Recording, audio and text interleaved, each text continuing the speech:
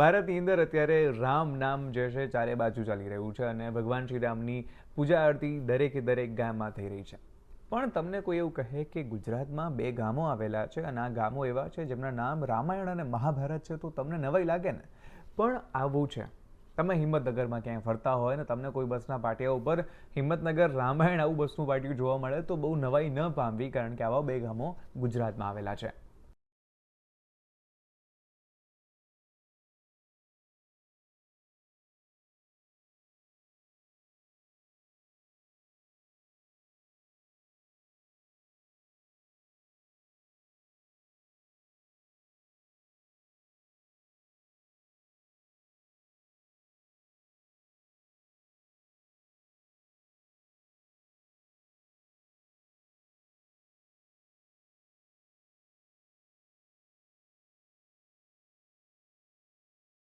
તો ધરોડો એમના લીધે વિસ્થાપિત થયેલા જે ગામો હતા અને જે નવા ગામો બન્યા એ ગામોના ઓફિશિયલ નામ પડ્યા રામાયણ અને મહાભારત.